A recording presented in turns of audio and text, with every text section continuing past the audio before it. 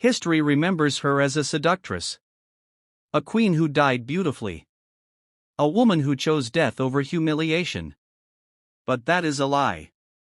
In her final days, Cleopatra VII Philopator did not die peacefully.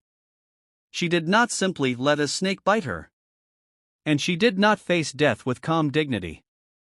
She was betrayed, hunted, imprisoned, psychologically tortured, and slowly stripped of everything: her power, her children, her body, and her legacy.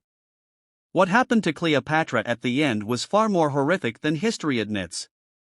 Tonight, we tell the story Rome didn't want you to hear. Cleopatra was not just Egypt's queen. She was the last independent ruler of the ancient Mediterranean world. She spoke 9 languages. She understood economics, politics, religion, and warfare. She ruled not by beauty, but by intelligence and strategy. Rome feared her not because she was seductive, but because she was dangerous. To Roman senators, Cleopatra represented something intolerable. A woman with absolute power. A foreign queen controlling Roman generals. A rival empire refusing to kneel. And Rome does not forgive threats. Cleopatra tied her fate to Mark Antony, Rome's most powerful man in the East. Together, they ruled like monarchs. Together, they dreamed of a world beyond Rome. But in Rome, Octavian, the man who would become Augustus, was watching. He didn't just want Antony dead. He wanted Cleopatra erased. So he did what Rome did best: he turned public opinion into a weapon. Cleopatra was portrayed as a witch, a temptress, a corrupter of Roman virtue. When Antony lost the Battle of Actium, it was over. Not just for him. For her, history textbooks say. Cleopatra chose death rather than be paraded in Rome. But here's what they don't tell you. Cleopatra tried to negotiate.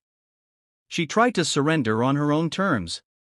She even considered ruling Egypt under Roman control. Octavian refused. Why? Because Cleopatra alive was more valuable humiliated than dead. He wanted her. After Antony's defeat, Cleopatra was not killed. She was captured. Roman soldiers surrounded her palace.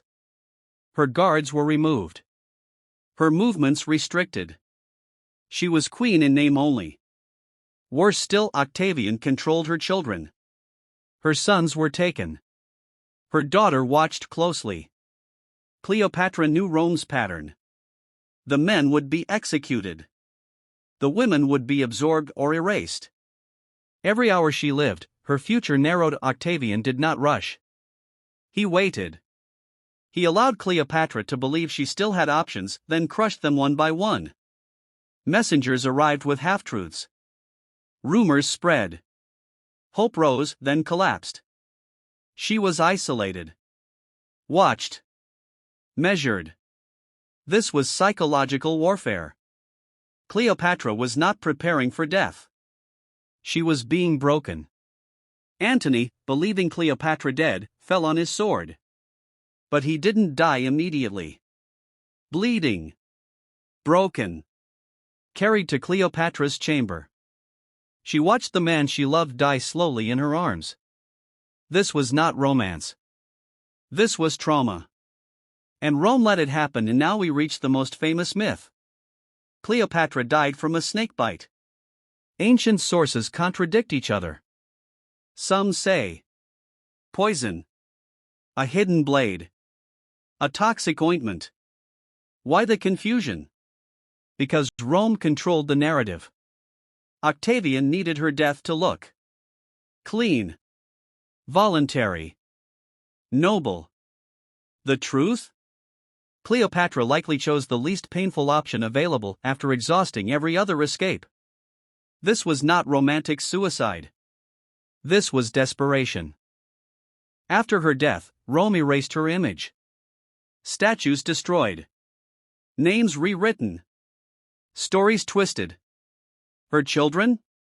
One executed. Others absorbed into Roman bloodlines. Egypt? Annexed. Stripped. Colonized. Cleopatra did not just die. She was systematically erased. Cleopatra was not a villain. She was not a seductress. She was not weak. She was a ruler crushed by an empire terrified of female power. Her final days were not beautiful. They were terrifying. And Rome made sure we would never fully know the truth. Until now. If you believe history hides its darkest truths behind beautiful lies, subscribe. Because the past is never as noble as they want you to believe. After the Battle of Actium, Cleopatra did not flee. She did not surrender publicly. Instead, she became a prisoner inside her own palace. Roman soldiers stood at her doors, her chambers, even among her servants. She was still called queen. But she had no power. The most terrifying part? Backhand index pointing right. Rome took control of her children. From that moment on, Cleopatra was no longer fighting for a throne. She was fighting as a mother. Octavian did not execute Cleopatra. Not yet. Because death was not his goal. Humiliation was. He sent messages saying, "You may live if you obey Rome." But obedience meant being chained, marched through Rome, displayed as a defeated trophy. To Cleopatra, this fate was worse than execution. Rome wanted her alive. Only to break her. Octavian waited. He isolated her, controlled information, fed her hope, then destroyed it. One day she heard, "Your children are safe." The next day, they will be taken to Rome. This uncertainty, this fear, this loneliness. Backhand index pointing right. That was Rome's real weapon. Cleopatra was not physically tortured. She was mentally destroyed. Then came the final emotional blow. Mark Antony was falsely told that Cleopatra was dead. Believing he had lost everything, he fell on his sword. But he did not die instantly. Wounded and bleeding, he was carried to Cleopatra's chamber. She watched the man she loved die slowly in her arms. This was not romance. This was devastation. And Rome allowed it to happen, but the truth is uncertain. Ancient sources disagree. What we do know is this: Cleopatra experimented with poisons, searching for the least painful way to die. This was not theatrical suicide. This was desperation.